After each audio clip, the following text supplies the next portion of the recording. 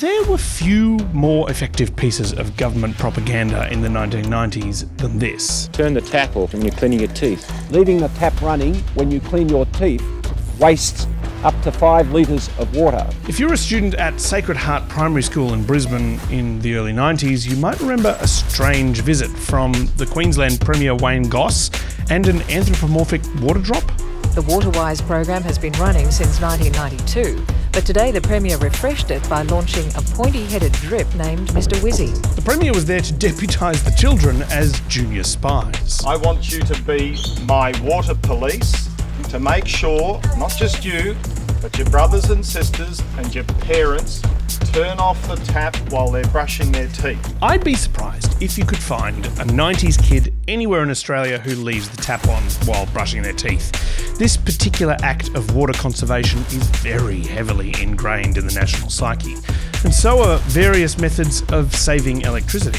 Finding simple ways to reduce the amount of power we use, such as turning appliances off at the wall, can make a big difference. We've all been spending years trying to do the right thing, and now it kind of feels like the big tech companies are throwing it all out the window to power the AI boom. A data center campus like this can consume as much power and water as an entire city. 20% of the water in this dam is consumed over the course of 1 year by ChatGPT alone.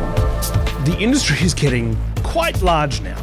In the second half of 2025, the tech sector is responsible for a third of the value of the S&P 500 index, something that hasn't happened since the dot-com bubble burst 25 years ago. Wall Street has been caught up in AI mania as investors bet on the promise of new products. So I want to get a sense of the scale of the resources used by all these things. When we use generative AI, something like ChatGPT, is it like leaving the tap on while we're brushing our teeth, or is it more like running an air conditioner on full blast with all the windows open?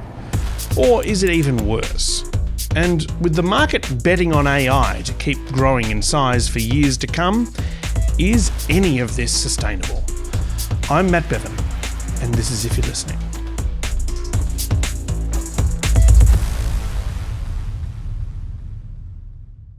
Okay, to talk about this properly, you've got to understand how generative AI and neural networks function. This stuff is obviously complicated. The people who truly understand these things are paid literally hundreds of millions of dollars these days, which is why we invented metaphors. This show is made in my basement, and all the equipment is set up by me. Let me show you in fast motion how I set it up today. So I turn on the camera, I turn on the lights, I adjust their position, I plug in the teleprompter, I turn on the background lights, I iron my shirt, I do my hair and makeup, I position the desk, position the camera, move my chair and adjust the height, and then pull down the blinds, cut out the sunlight, and we're in business. The whole process takes about 10 to 15 minutes. And if you ask me to do it all in 10 seconds, I obviously couldn't do that. I have to do the jobs in order, sequentially. And doing tasks one by one in a specific order is how a traditional computer chip works, using what's called a CPU. The CPU is what runs a computer. It's called the central processing unit. That's where the brains of the computer are. It controls the transformation of data or the processing of data from one place to another. CPUs do complicated operations very quickly, but still sequentially, one at a time. Now, this is great for most things you do on a computer. Word processing skills can be picked up in a fraction of the time, and even a relative novice can produce professional-looking paperwork. Email's just like sending messages by typing them and putting them in an envelope. The difference is that it's an electronic envelope that disappears out the back of your computer. Cruising the internet, you'll find items for sale, photos, video pictures, even home movies of cooking hamburgers. But it's not so great for doing things that require a huge amount of complicated visuals to be generated simultaneously. For example, every modern video game. Certainly there is no more demanding application for a computer than today's graphics-intensive games. Video games use what's called a GPU, or a graphics processing unit, which works by breaking down complicated operations into thousands of less complicated operations and doing them all at once. So this is all being generated and driven right now in real time. That's exactly right. So apply that to my studio. It'd be like having 100 interns, all of whom have one very simple job. One plugs in the camera, another plugs in the teleprompter, each light gets plugged in by a separate person and then adjusted by another separate person. One person sets up the ironing board, another one does the ironing, another one puts the ironing board away. One person moves my chair, another adjusts the height. None of the interns know what any of the others are doing. They just do their individual job and then get out of the way. You get the idea. In terms of profitability though, CPUs were way more lucrative than GPUs. GPU companies like Nvidia lived in the shadow of their CPU-making rivals. But the interesting thing is, lots of small simultaneous operations isn't just the best way to render the Super Mario Brothers and Lara Croft. It's also how human brains work. The human mind, the human soul, is a computer program being run on a wet computer called the human brain. That's in essence what a human being is. What a very upsetting way of putting it. But you get Hannibal Lecter's point. Lots of little neurons all doing very small jobs which all add up to one very complicated task.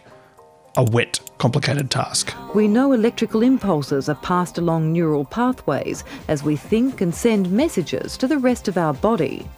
So one branch of AI has replicated this system with a series of neural networks, or on-off switches, that mimic the brain's electrical activity. It's hoped that these systems will be able to learn just like a child. Research into neural networks has been going on for decades, with scientists hoping to find ways for computers to solve problems for themselves, with experiments like this little robot called Stumpy. Stumpy has been given a task: to walk. He knows his end goal, but has to teach himself how to get there by trial and error, in much the same way as a toddler would learn. When we talk about AI training in a modern context, this is what we mean. It's Stumpy figuring out how to walk through trial and error, but on a massive scale. All that trial and error takes a really long time if you're doing things sequentially on a CPU. Eventually, researchers realised that running these programs on GPUs, graphics cards, where thousands of tasks were being done simultaneously, made them run much faster. At the beginning of 2022, just before this AI boom kicked off, Nvidia, the GPU company, was making about $10 billion a year, or 40% of its revenue, selling GPUs to companies wanting to use them in building neural networks to train AI programs and mining cryptocurrency.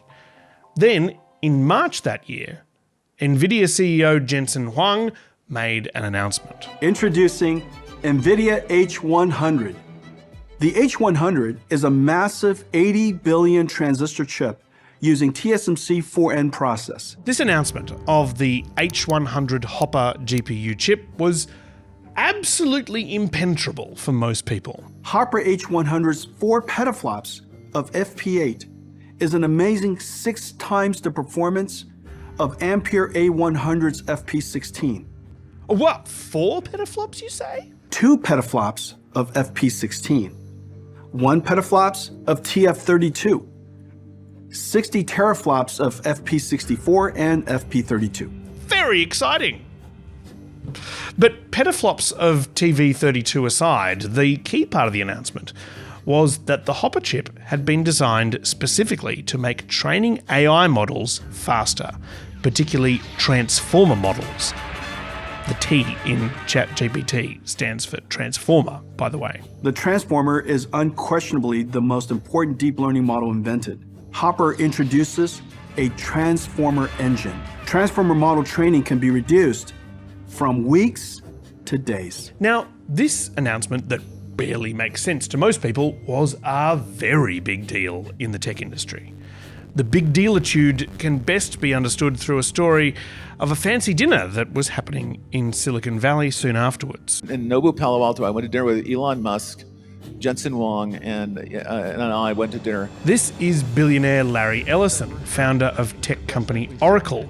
The restaurant he's talking about, Nobu, is a fancy Japanese restaurant in a hotel he owns in downtown Palo Alto. And I would describe the dinner as Oracle and me and Elon begging Jensen for GPUs.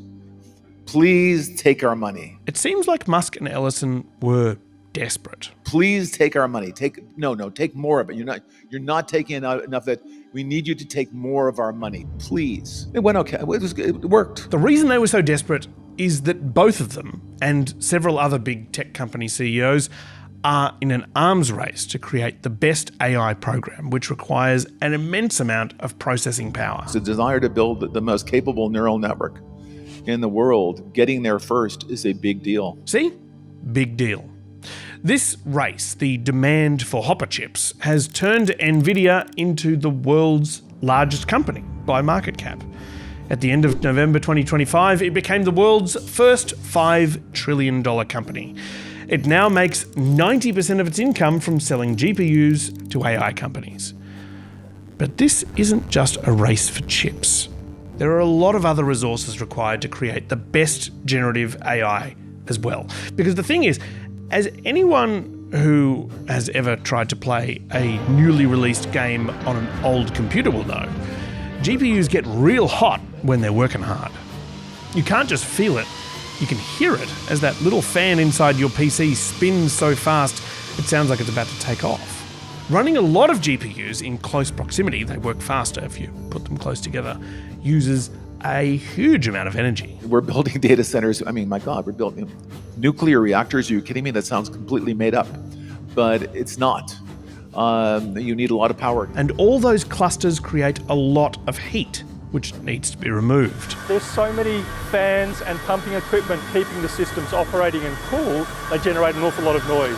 These data centers are vast, multi-story monoliths doing, at least 60 teraflops of FT32 every second or something like that.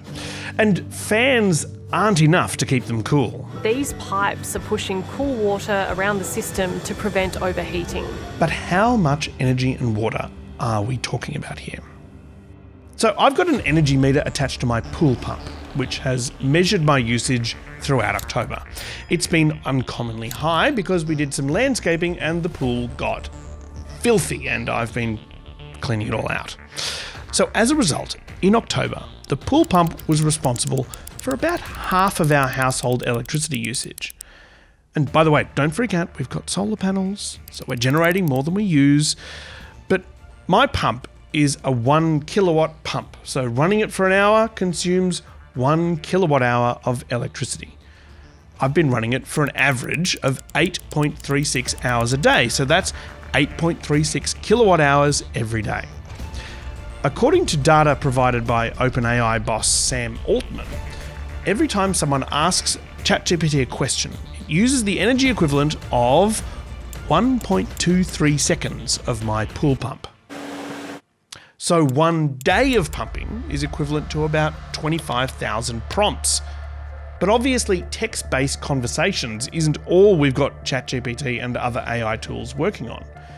Generating an image, well, that's about 5 seconds of pool pump, according to the International Energy Agency's latest report. Then, of course, there's video. The IEA's report says that a video uses the equivalent of 7 minutes of pool pump. But they were measuring it using an unbelievably lo-fi video platform. Sam Altman's company just launched a new video platform called Sora 2, which generates 3-minute-long, high-resolution videos based on AI prompts. Sam's little blog post didn't tell us how much energy that is using, but it's going to be quite a lot. But what about water?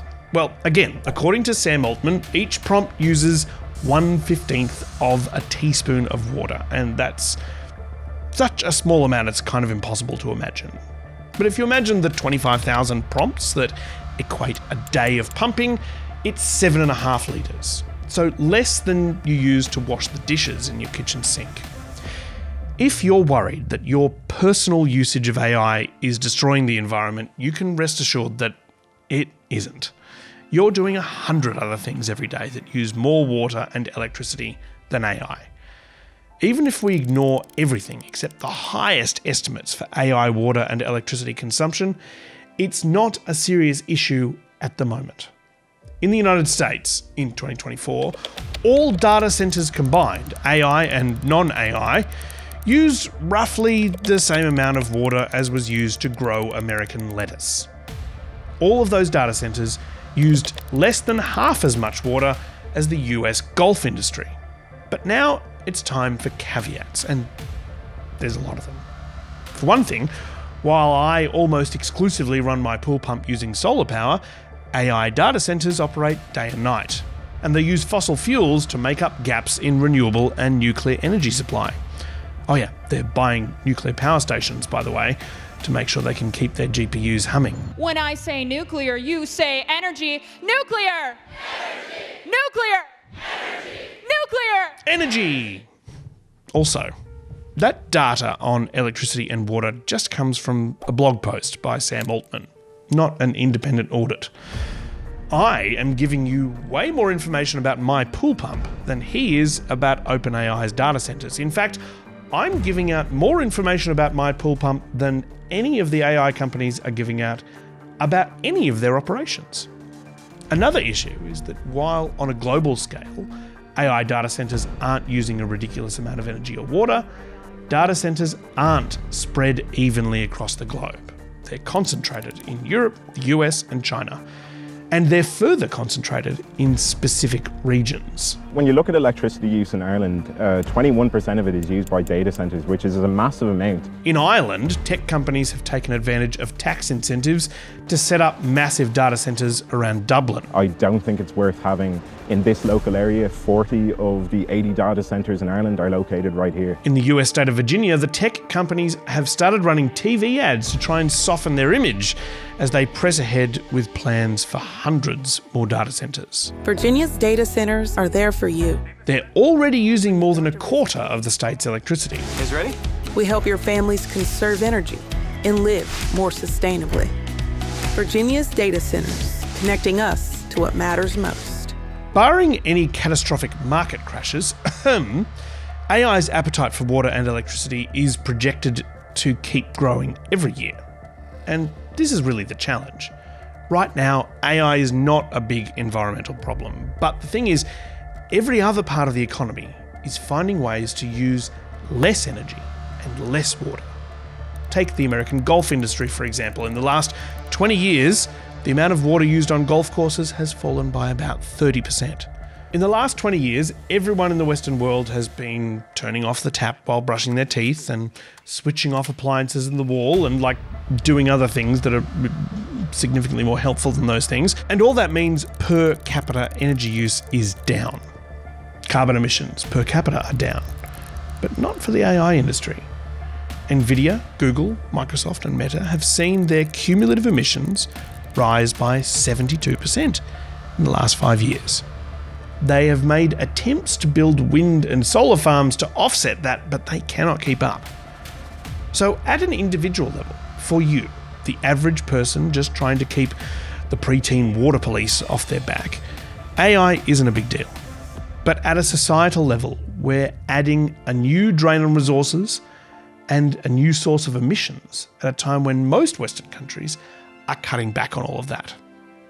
But the AI companies have a counter-argument. While these servers are churning through electricity and water, they're also helping to solve some of the world's biggest environmental challenges, things like advanced climate modelling and bushfire predictions. Google says in its sustainability report that data centres are projected to represent only about 3% of total global electricity demand in 2030, despite delivering an outsized contribution to economic growth and scientific advancement.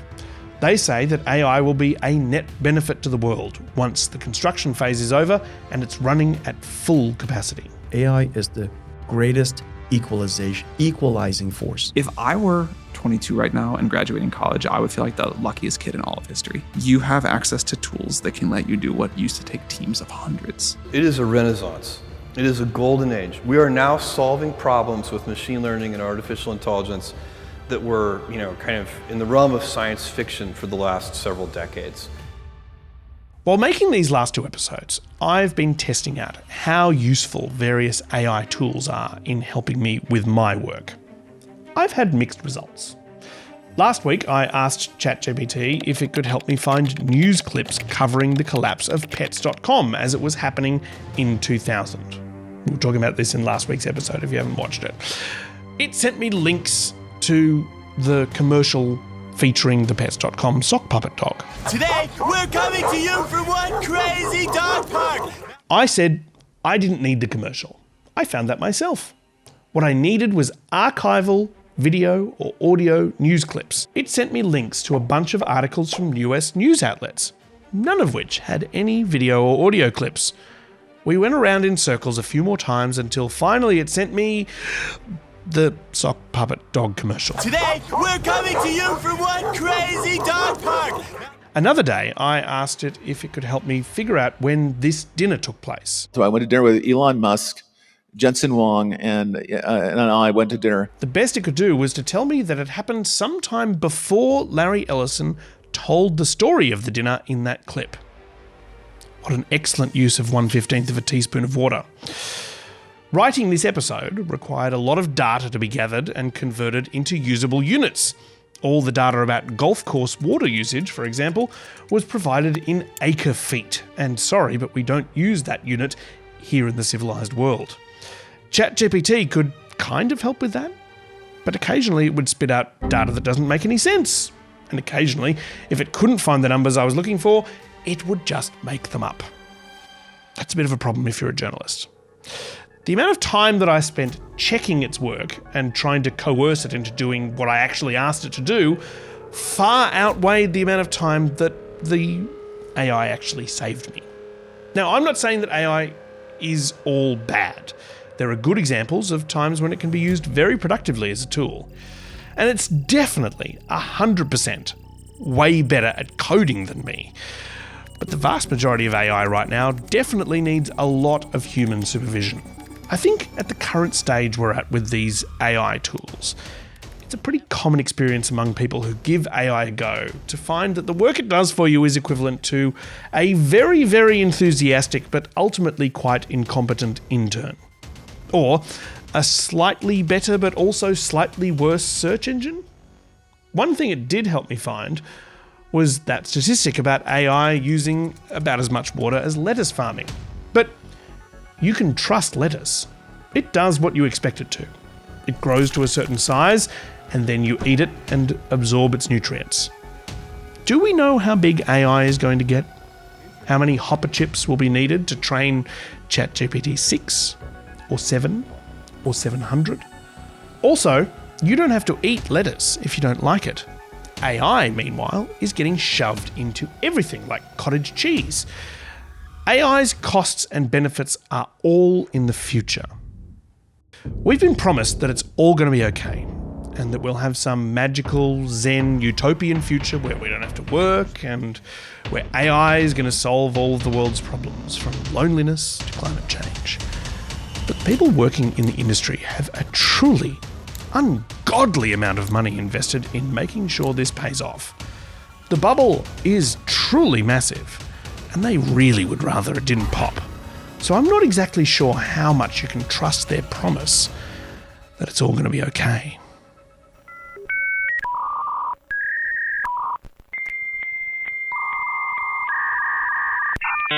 Ta-da! This is it. This is where the magic happens. What? Look that special.